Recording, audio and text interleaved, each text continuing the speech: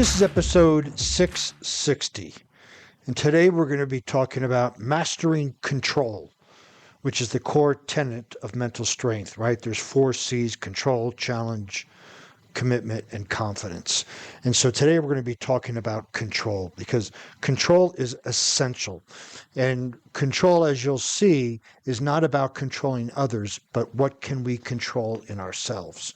In the tapestry of mental strength, the thread of control weaves through very fabric of resilience and fortitude. It's at the heart of it, right? When we lose control, we diminish our resilience and our fortitude.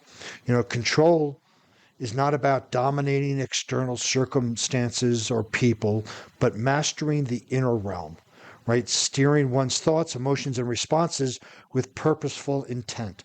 This means the one thing that leads to others that we absolutely have 100% control over is our thoughts, right? If we go back to the TFAR, our thoughts lead to feelings, lead to actions, lead to results. So when we control our thoughts, we can actually control our results, which, interesting enough, is our reality. And so change your thoughts, change your reality is absolutely true. It's just not a law of attraction. It's a scientific fact that, our thoughts lead to feelings, lead to actions, lead to results. Change your thoughts, change the results. The results are your reality. So change your thoughts, change your reality. you know. And so what we're going to do in this podcast, we're going to explore, control, the component of mental toughness, mental strength. We'll delve into the profound significance of self-mastery and how it empowers individuals to navigate the unprecedented journey of life with resilience and grace. So let's get on with it.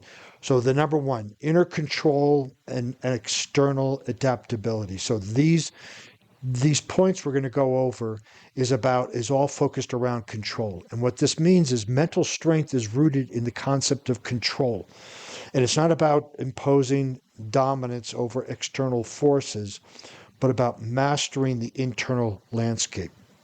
The internal landscape is made up of our values, our beliefs, our emotions, and our thoughts.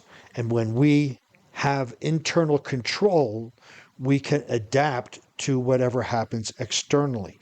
If we're so fixated on controlling the external environments, we will set ourselves up for frustration, anger, and all sorts of disempowering emotions. But when we can manage, control our inner realm, then we can then adapt and roll and go with the external. So again, it's not about control, it's about inner control and external adaptability, right? Behavioral flexibility, but we want to keep that inner control solid at all times. Emotional regulation also could be thought of as emotional intelligence, right? This is the ability to acknowledge, understand, and manage one's emotions in a constructive manner. Again, this is part of that internal landscape, but we also want to be able to manage those emotions and at times not show our emotions, right? Depending on the situations, we want to sometimes externally show them gratefully, like romantically and friendship. And then when we're in a debate or when we're defining a point of opinion, we may not want to show our emotions so that we can maintain control over our thoughts. But the emotional regulation is really, really important. And then if we get back again to the TFAR model, what thought did we have to think to create this emotion that we're having? So if we have a really significant emotion, positive or empowering or disempowering, it would be often worthwhile to look at, hey, what was the thought I was thinking that created this emotion? And is this emotion going to serve me or not? Well, if it doesn't, so it's just not control, it's not biting your tongue with the emotion. It's understanding where that emotion came from, which is the thought, which could be a belief or a value, understanding that and then being able to manage it in a constructive manner. So then the next part is cognitive control and focus. And mental toughness requires a keen sense of cognitive control, like what you're thinking about, which involves managing thoughts and maintaining focus. So this flies completely in the face of multitasking. Multitasking, there's been so much scientific research out there that multitasking does not work. There's so much inefficiencies with it. But focus, if we look at the word focus as an acronym, stands for follow one course until successful. So we have to have cognitive control. We're going to do this one thing and this one thing until it's done. Then we move on to the next one. So we do things not in parallel, but in series. When one thing gets done, we do the next, we do the next. If we scatter our thoughts all over the place trying to do 5 things at once, one, we don't have control over our thoughts, and 2, we don't have control over our focus. And if we don't have control over our focus, we're not going to have control over our results. So this one is with big companies out there this day, some are encouraging either directly or indirectly multitasking by keeping Slack on, by keeping direct message, by keeping your email open, by being a video call, by responding to your phone. So there's all these different ways to divert our attention, especially at work, but that flies in the face of mental strength and mental toughness.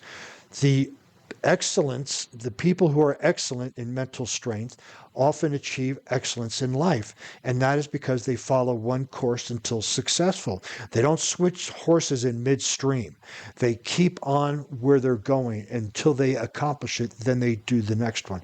This focus, when I work with my clients, my athletes, my first responders, and CEOs, this one is so imperative because people believe that being busy is being productive. And so they'll want to stay busy and have many plates spinning, if you will.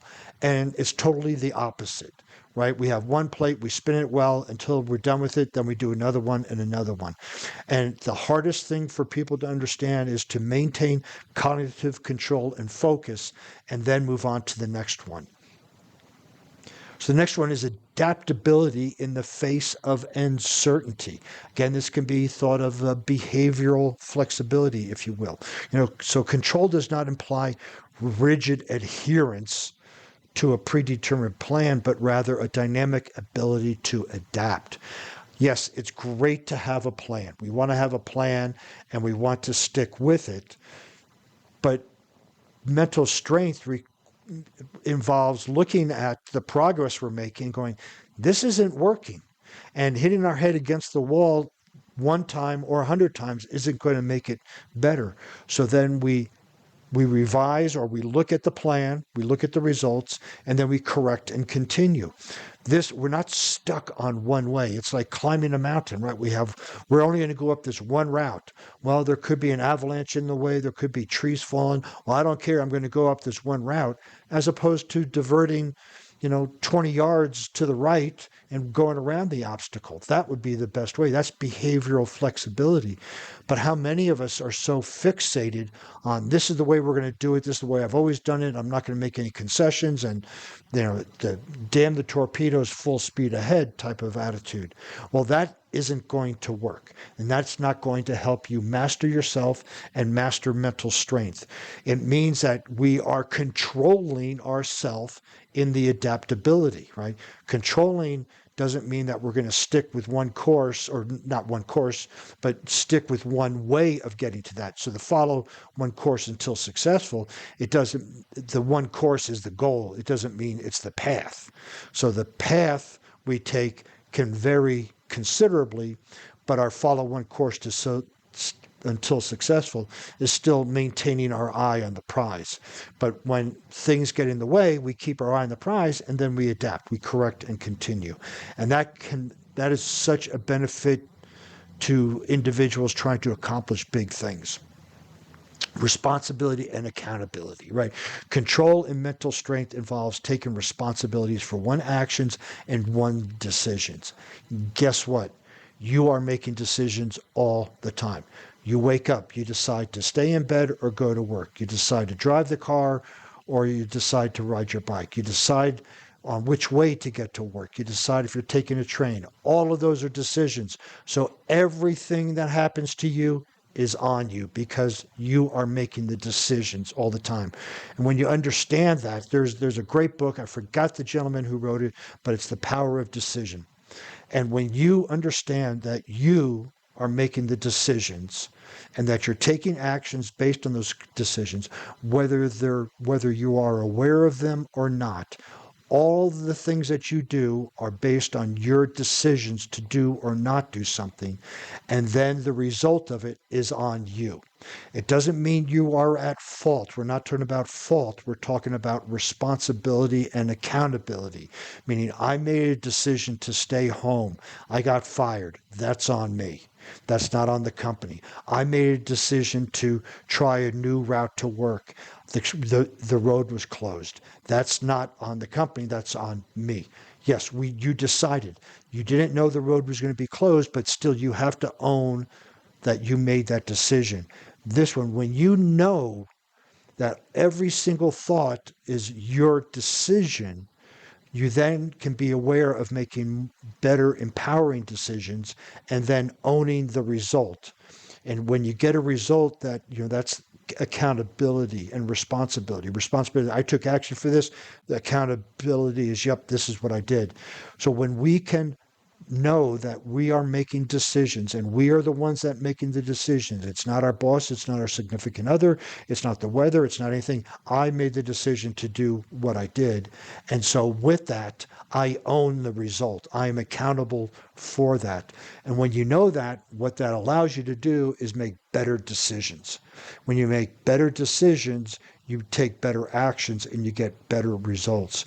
So owning the responsibility. And in corporate world, it's so easy to, well, this department didn't do it. My boss told me to do this and this didn't happen. That's playing the victim, right? We're talking about being a warrior, which is taking responsibility and accountability for your thoughts, your actions, and your results. You can be a victim or play the victim by blame, complain, and justify.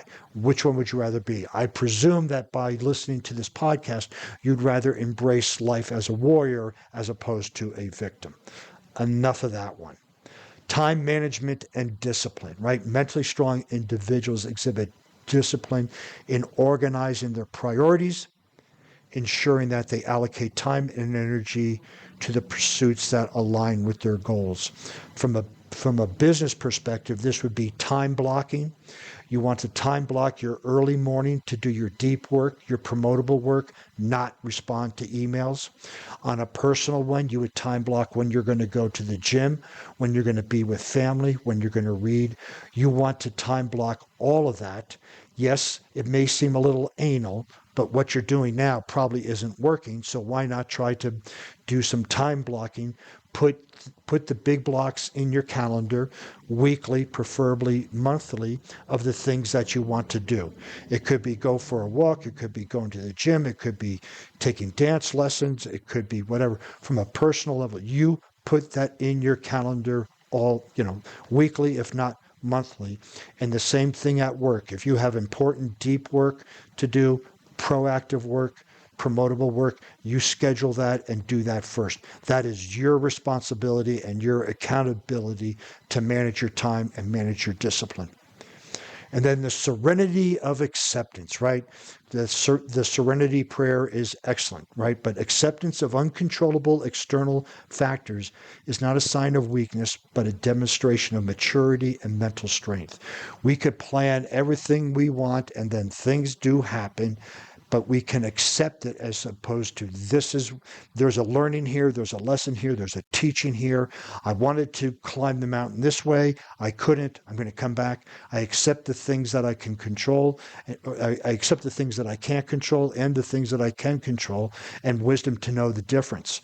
Right? And so when we have that acceptance, we know that we can control ourselves, our thoughts, our behaviors, our emotions. We cannot control external circumstances as much as people try.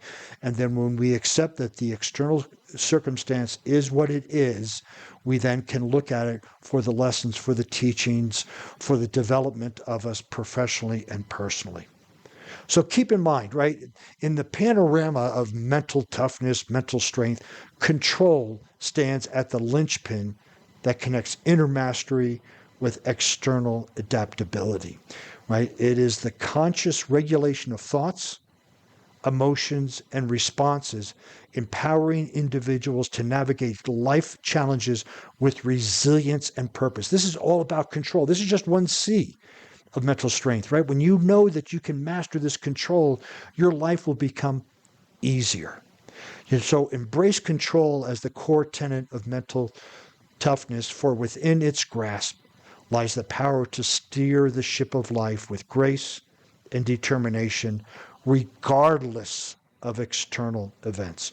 Control is so powerful, and we often give it away so much, and we wonder why things aren't working. Embrace control, start to live it, and you'll see a huge change in your life. If you liked this podcast and want to see the show notes, please visit warriormindcoach.com. There you'll find other podcasts, blog posts, and how to get in touch with me for a breakthrough session. Since you'll be on the internet, please follow me on LinkedIn, Facebook, Instagram, and Pinterest under Warrior Mind Coach.